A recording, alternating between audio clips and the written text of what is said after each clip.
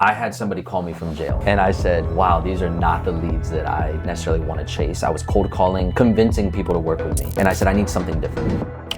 Adam, you've closed close to 100 million plus from YouTube in total, and just last year alone, you made as a team close to $1 million in revenue from YouTube, and now you're growing an entire media brand. How did you get started? I just started Googling other ways and I found like blogging, YouTube, and I went down that route. And that's where I really started the whole setup, man. And I was not a camera guy. I literally was just an average guy. Last year, we did just under 50 million in sales. And obviously now 2024, we are just snowballing. You see the growth every year, and it's because when you put out organic content, it lives on. Understand that the first 20 videos that you shoot are not for yourself, it's for the algorithm, because you are creating your own niche. You're letting YouTube understand what your information's about and the audience that it needs to build for you. The first video is viral. You can't do 1 or 2 videos and you're done. That's not how it works. So I think that it depends, right? So the first question was, hey, how do I get started on YouTube? Where do I start?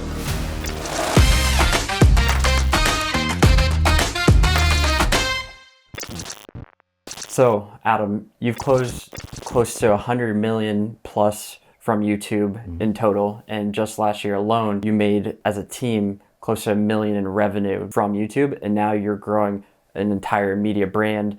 And there's a lot we're going to touch about, like your Instagram and your blog. But why did you even get started on YouTube, and how did you get started? So, I was a single agent for years, successful single agent, been a realtor for over 10 years.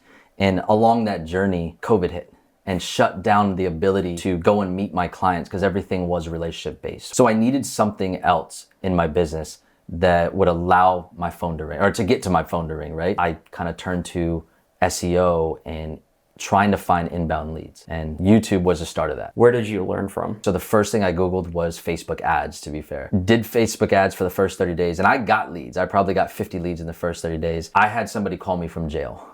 And I said, wow, these are not the leads that I necessarily want to chase. I was cold calling, convincing people to work with me. And I said, I need something different. This is not how I like to do business. Everything was a relationship and it was fun, Yeah. So I just started Googling other ways, and I found like blogging, YouTube. These are all the different routes that you could go to create organic content that will work for inbound leads. I found some guy that taught me YouTube, and that worked for a little bit, but it wasn't what I was looking for. And then I stumbled on the Channel Junkies, if you ever heard of them. And they kind of created that living in method on YouTube. And I went down that route. And that was about January 2021. And that's where I really started the whole setup, man. And I was not a camera guy. I didn't have any SEO background, never been on camera. I literally was just an average guy wanting to find a new way. Yeah, like I've spent several million on ads, and I've kind of seen the back end of like the amount of work that it takes to convert those. And I noticed you actually, back in 2014, you were doing like these newsletters to your neighborhood, and like you were posting them on Facebook. Yep. Do you see any like correlation between that and like the content that you're doing now? Yeah, in a different way. And I think you actually get a bigger reach, right? You can reach a lot of different people. The correlation would be, and kind of how it just graduates to that next level in a way. As a local realtor, old school real estate, you send out newsletters, to let them know that you're a professional, that you understand the community, and hey, I'm a realtor, right? It's kind of the same idea with content. It doesn't matter what content you're putting out there. You should be providing somebody with value. You're the authority in your area, right? And that's why they want to work with you. It's not as simple as a newsletter. You got to put a little bit more effort into it. On this journey of shooting community tours and being that guy that knows the top restaurants and all this stuff, people ask me, how do you know all this stuff? And I was like, you become this massive library over time of knowledge of your area and all the things that you get to experience, and then you get to share it with others. Once they give one conversation with you, they know like that's the person I need to work with. Can you talk about the numbers last year? Like what was the sales? Yeah, so we do a couple different things. YouTube, that is our main source of lead gen at this point. When I first started YouTube, I wasn't, tracking everything to the T, but it's somewhere between 7 and 10 million. Year 2, I did start tracking it. We jumped up to 28 million in production as a team. So we went up to 28 million in sales. And then the following year, which is last year, we did just under 50 million in sales. And obviously now 2024, we are just snowballing, right? Yeah. So it just, you see the growth every year, and it's because when you put out organic content, it lives on. It's not the hamster wheel is what they call it, right? With ads, where if you stop paying, the wheel stops spinning. Some of my content, people call us and it's a year, 2 years later. It's really neat to see that the growth from YouTube year over year. And I definitely think that is the starting point, but it's also the main driver of all of my content. Yeah, YouTube's this asset where it kind of keeps appreciating in value. And one of the biggest things that I think a lot of people end up being curious about is like, what do I post? Like, what should I create content around? I've chatted with a lot of people from different areas. I talked to somebody from upstate New York. All he has is acreage. And he's like, I can't do the same content you do. But yet he still sold 12 million last year, which is unheard of in such a small town. And it's because he's focusing on what's important to his area, his town. For me, Tampa, it's the things to do, the weather. You have to answer the questions that people have about your area. Why would I want to live there? What's the cost of living these days? Because inflation is a big thing nationwide, right? And the more that you shoot and put out content, pay attention to your audience. Pay attention to the questions that they're asking you, and then regurgitate that on your next video. For example, I might shoot a video about living in Tampa, and somebody will say, hey, where's a good area for young professionals to live? Where's a good place with, top schools? And so now it's like, oh, people want to hear that. The ideas are pretty much endless, right? So same thing with anything from a small town to a big town, it works. The idea is like sometimes the 20% that makes up the 80% of the results. It's why your videos, like you're one of the fastest growing channels in Tampa, and you get more views, close to 1,000 subscribers a month. How do you choose between like a good idea, a bad idea? Like where do you look for like those sources of information? Again, I think a lot of it comes from the audience that I have and the questions, because they're constantly commenting and interacting. Sometimes I'll actually throw out a post like, hey, what do you guys want to see? What's interesting to you? Sometimes it's an experience. So a great example of that is my wife and I went to downtown. We have no reservations. Let's just go out. We went down to Water Street. So she's like, holy smokes, this is like a different city. So we went, literally crawled to experience all of Water Street. Everything from Michelin star restaurant to rooftop bar, to Bulan, the Pearl, like you name all those new restaurants. We were just hopping in and out, and it made such an amazing night that both of us were like, wow, that was awesome date night. So now I made that part of my video. It's like my wife and I went out the other night, impromptu date night, and told the story. And that really connects with people. I feel like if you can share your experiences on the street level, local level content, people can appreciate it and they can relate to it. That's how some of the content comes. When I first started YouTube, and I still suggest this as part of like a blueprint, sit down and jot down what you want to become your niche. For me, it was living in Tampa, and a lot of that was targeting people relocating here or even people living here. I wanted to share what the vibe was living here. I wanted to share what you can expect if you're moving here. And then I wanted to talk about all the communities, because I'm a realtor and I want to sell homes, right? For me on YouTube, I wanted it to be, here's life here. So I jot down on a piece of paper, living in Tampa, Florida, moving to Tampa, Florida, where to live in Tampa, Florida. And those were my columns that I wanted to stay within. And then it starts to branch off of there. Those branches start to grow legs. So living in Tampa, it might be top 10 things to know if you're living in Tampa. It's like things that you need to know if you're moving here, or where to live. That starts to branch into like top 10 neighborhoods. And then you break that down into individual neighborhoods. For me, again, I'm not always trying to go viral. I wanted to have people that are going to call me and it's going to translate to a sale. And I think that's always where your mindset needs to be, is if I'm watching this guy, how do I know that he's in real estate? What content is he giving me that's important? It's going to help me understand what life is living like in Tampa through his experiences or through other people's experiences. You can go and interview people, getting their take on it. No, like hear from locals, and people can really start to connect with that. So yeah, that's good. You're getting someone else's like unfiltered opinion, and it's like giving a different perspective. There's all these like living in channels. You see them all the time, and most of them get stuck just in like the relocation. Yep. You've kind of merged it, and some people might say, well, isn't that two audiences? Shouldn't that be two channels? Yeah. Like, is it going to hurt the channel? That's not an easy answer. And it's a very delicate thing that you need to dance around. Everything that I do is hyper-focused at Tampa. Again, if I wanted to make moving to Florida, could I get more views? Yes. Could it wreck my channel? Yes. Because I'm now attracting people that are not necessarily buying homes in Tampa. That is not the audience I want. Number two is when I start to think about that, I'm not going to go top 10 restaurants. The way that I do it though is I like to keep everything around living here, communities, being that resource. So now I have an audience that has already moved here.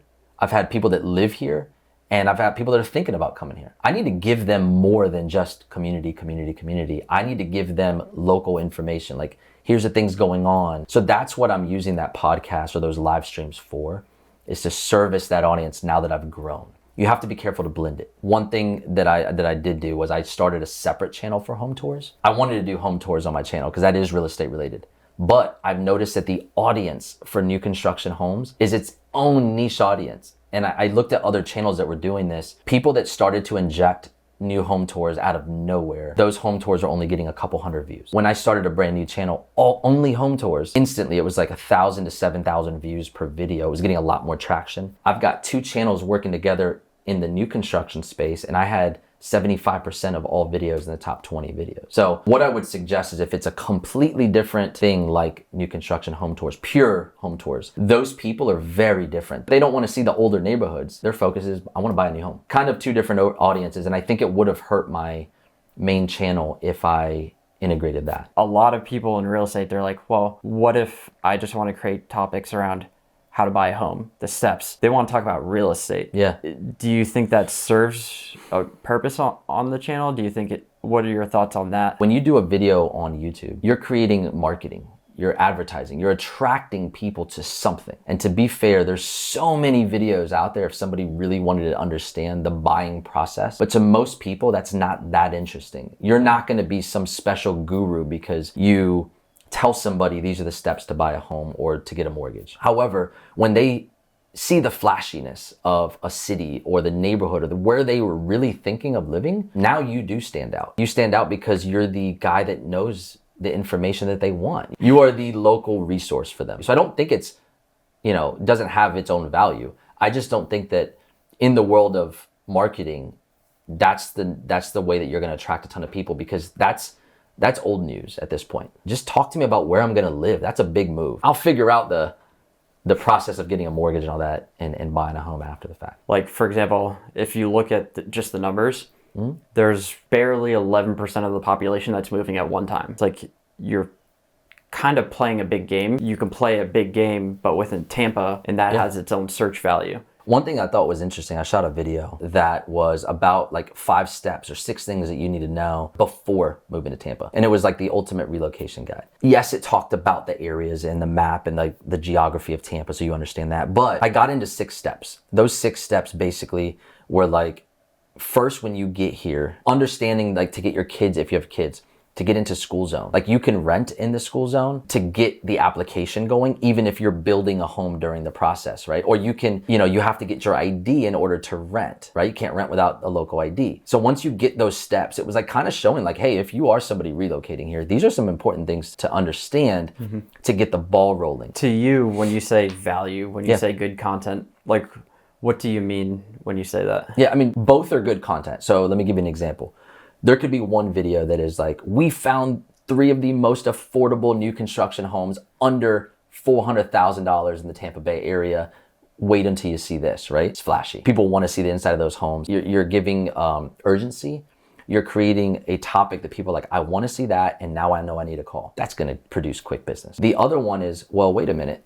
I'm relocating here. This is more slower paced. This is going to be evergreen. It'll stay on there forever, and it's really good content that now you could actually plug that video in a lot of other videos. You can put it in a blog. You can put it on a website as a resource. How important is keyword research versus, like, for example, some people think the whole idea and the title needs to be its own keyword. What's your angle for that? So knowing that I have to have Tampa, Florida in that keyword, right? Somewhere in there. Now it starts to evolve, just like that last example I had. If you noticed, it had moving to Tampa, Florida in the topic, but then I was like the ultimate relocation guide or 6 things you know before you move here. So it turned a keyword into a longer version, and I could spin that 18 different ways. And by the way, you have to put something exciting in there. A little bit of clickbait, but deliver on that message. So I just recently posted a video or created a video that was exploring Tampa, Florida if you only had 24 hours. And where that originated from was I have a lot of people that move here. And they're like, Adam, I'm only in town for 2 or 3 days, exploring the area. I'm going to come back in 6 months and buy. What do I need to do? So we create an itinerary for them, my agents, of like, well, based on our conversation, go see this suburb, go see that suburb, but then go explore the city. So I gave like an A and B situation. By the way, for me, this is my perfect 24-hour itinerary. And I left that at the end. And the whole time I rehook them through the video, because there is structure to that video, of guys, wait till the end and you're going to see my perfect 24-hour itinerary.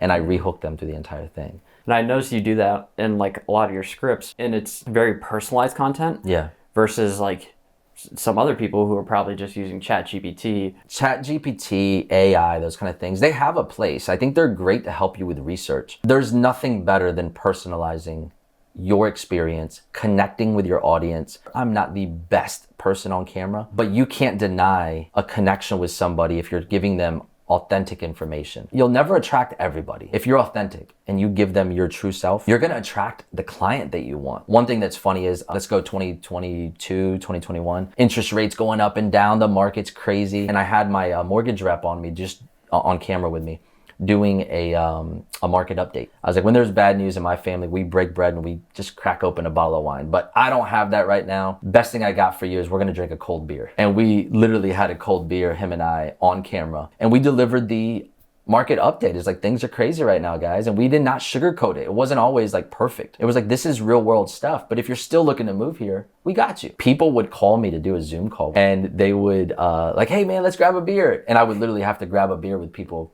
clients, on camera. And I was like, sweet, let's do it. I started to get people that were similar to me and attracted to me, and vice versa. So it's doing that, but on a much more scaled level. I think that's the biggest thing that YouTube does, is it scales you, scales your time. People will look at like a lot of your content, like the new construction, the moving in, living in. And one of the biggest things that a lot of people going down that route start to say is like, well, how do I attract sellers?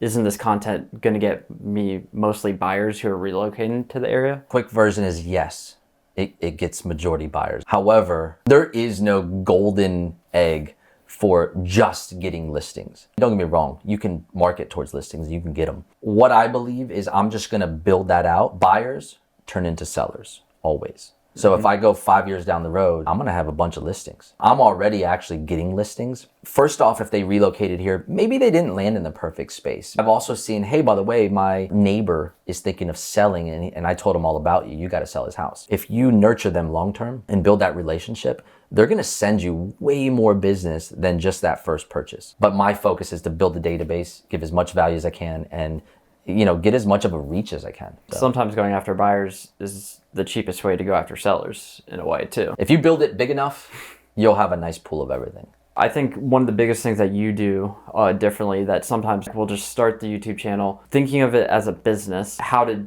structure it to generate leads, how to capture a lead, what to do afterwards. You have to build a plan off of everything we've chatted about. Give yourself a nice blueprint and understand that the first 20 videos that you shoot are not for yourself, it's for the algorithm, because you are creating your own niche. You're letting YouTube understand what your information's about and the audience that it needs to build for you. So it's not like, the first video is viral. You can't do 1 or 2 videos and you're done. And that doesn't matter if you're on Instagram, YouTube. You have to have a long-term plan. If you're consistent and your information's good and you're creating a niche, you're purposeful, and you're listening to what they want, and you're reading your data, your analytics on the back end, I think that's a plan for success. You kind of look at where you get started, where I got started, where everyone gets started. It's the first video does not look like your 140th video. Yeah. And you still generated leads during that beginning phase as well. From day one when I started, my video looked yellow. And then I built up the courage to kind of go, hey, let's switch it up and do vlog style. So I went out and did vlog style in the community. I started learning my communities and people really like those videos. Let's add drone into there. Now all of a sudden I came into this space where I was learning about video,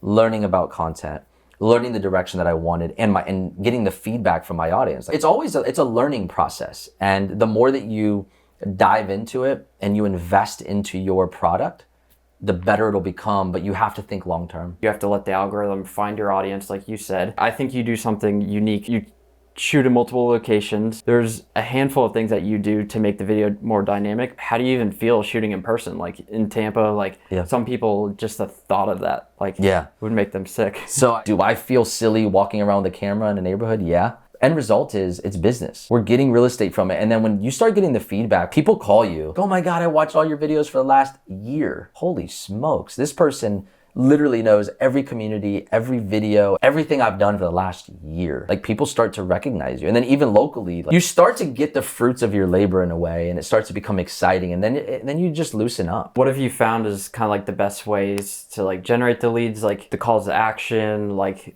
the little things that you do. When you're reading your data, your analytics, and the first 30 seconds is like a pivotal point. I've seen it to where you lose half, 50% of your viewers in the first 30 seconds. I mean, then it doesn't matter how good your video is, you just lost everybody. So the structure of that video is very important, and we won't go too far into that, but you got to hook them really good at the beginning. You've got to let them know what the video is about. Sometimes it's good to like sneak peek, right? Think about the news. This is the best way I could say it. Think about the news. Coming up at 5 and they drop like 5 things, and now you're like, well, I got to watch the news at 5 o'clock. You want to leave some curiosity. You want to let them know this is something that you need to know. And you need to hook them in the first 30 minutes, right? Or 30 seconds. That being said, I noticed that people stay on my videos somewhere between 6 to 8 minutes on average. That means that somewhere in the first 2 minutes, I like to drop a call to action. Hey guys, by the way, we are licensed realtors. If you like the information, you're coming, or if you're moving to Tampa, Florida, please give us a call. The information's right there on the screen, and we'd love to help you. That's it. Call to action. Now they know my phone number, my email, my website. They call me. What I've found helpful is I don't want to bog them down by, hey guys, I'm a realtor and I'm the #1. Like, no, it's like, hey guys, if you love my stuff, you're looking to move here, I want to be your realtor of choice. Give us a call. Every 2 minutes throughout the video, I'll just have my information pop up and go right back down. At the very, very end of the video, if they made it around, which is usually 35% of people will still hang on to the very end. Those people they want my information. It's like, hey guys, if you like this video, here's another video. So throw those call to actions out. If you don't, they don't know that you really want to sell them a house. They just think that you're a tour guide and you want to help them out understand the area. So what are the things that you do within the script, within the filming, within the editing to get that high of an average view duration? Study your graphs, because if it's like just a downline, that means that the information was great up front and then it just started losing people's attention. Start paying attention to that, the structure of what that was, and replicate it for the future. One of the things that I like to focus on is, let's say I was doing a community tour. My template was the builders, maybe a home tour or two, and then adding in the schools. Schools are not that exciting. Leave that maybe towards the end because that's a good nugget. Or HOA fees, like leave that towards the end. So give them the gold in the front end of the video, fill it in as they go. So how important do you think like the B-roll, the drone, the visuals that you put, like how important is all of that? There's nothing more important than your content. What's coming out of your mouth. You can paint a picture just with a story. If you can layer in B-roll, if you have the ability to do that, that's the next level to help you tell your story. And that will eventually help with retention and average view duration, yeah. You started off doing everything, and now you've delegated, you got more support. Who do you think is the most important, like first person for someone to hire? And then what's that progression start to look like? So it goes back to your plan. It looks very different for a lot of people. But for me, my plan was I have 2 young kids. I want to spend as much time, I want to be present as a parent. I think it was my 3rd year of real estate. I started selling, and this was when homes were $250,000. I was making good money, but I was busy doing that, servicing the, closing. I didn't have an ISA. I didn't have an admin. And somebody said, look at your daughter. My daughter was 2 at the time. Look at your daughter and see how many times she looks up to you. I was like, shh, baby, hold on, daddy's on the phone. And she's like just looking at me like throw the ball. But eventually she's gonna look at me and say, he doesn't want to talk to me. I want to go somewhere else. I took from that and I said, I got to restructure my business. So as I went into YouTube, and instantly it started working. So I was like, where do I need help at that level? Because it grew that fast. For me, my first hire was teaming up with another agent. The next hire would be my admin. So now it's like, whoa, I've got kind of a mini team. Now, guess what? I've got time to focus on better content. Giving up all of or 80 to 90% of your deals and just making the decision to focus on the marketing and the media is a big decision. You're kind of your own personal brand. In the back of your mind, you got like a little drunk monkey back there telling you like, nobody can do it as good as you. And so you have to let that go. You have to put that aside and you have to hire somebody and work with them and really trust them, that partner, to deliver that same product and message, especially since you're growing a brand. I think it's a little bit of a hesitation there, but man, there's nothing better. How many leads are you generating from your YouTube videos? And like, what's that kind of conversion look like? And how do you make sure you actually convert like those leads well? Because a lot of them are not looking to buy right now. Right. Got to have a good CRM and a plan in place. And that plan has changed throughout. What I've settled on right now that works is we do a lot of new construction. So that means sometimes they're like, oh, I'm not buying for another year.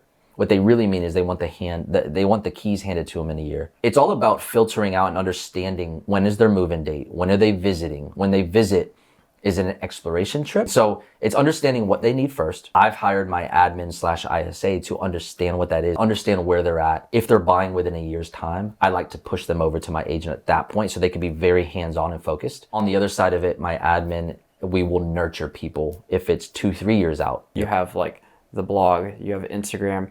Can you talk a little bit about that, how they all work together, and like why create blogs? Why did you step into Instagram? Started with YouTube. I was like, this really works.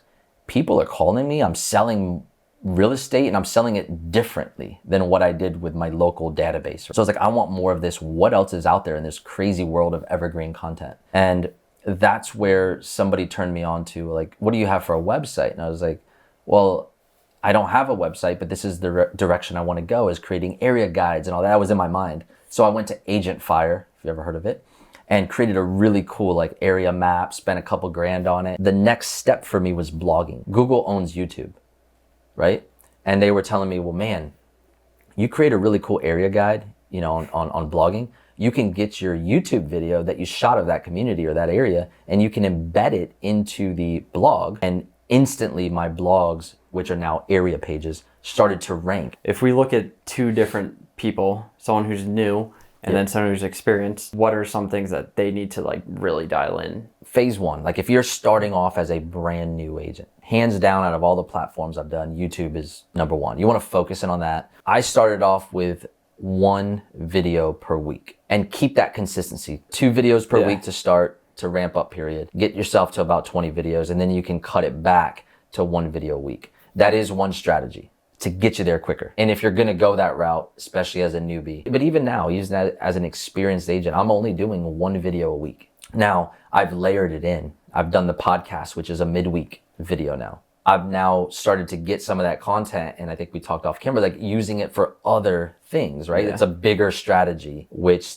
does take some planning. From an experienced agent, someone who's trying to get like an 8% click-through rate, who's trying to generate 50 million in deals every single year, like what are the few things that like, hey, you should dial these in, and that's gonna help set you up? You know, starting off, like you said, you don't have an audience built. You don't know what they like, what they don't like, what strategies as far as how to shoot the videos, like your hook at the beginning, your retention, like where you don't know where all that is. Now, once you've got 20, 30, 50 videos, 100 videos under your belt, the next best thing you can do is dial it in. You have to read all your analytics and all your data. So, but number one, they're never gonna see your video or the thumbnail even if the title's not searchable or relatable to what somebody wants to see. So number one, your title's gonna put it out there. It's gonna give you the reach.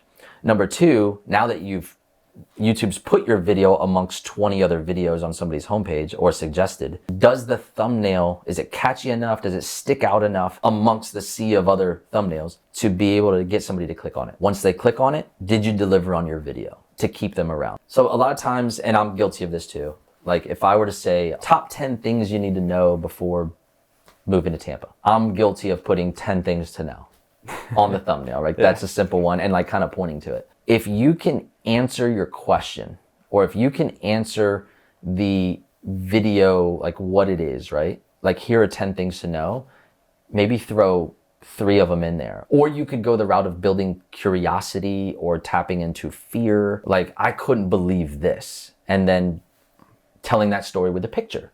Like, do something that's gonna make somebody wanna like click that button and see what the hell your video's about. You moved into Instagram because you've grown really fast on Instagram. Yeah. So what have you found worked?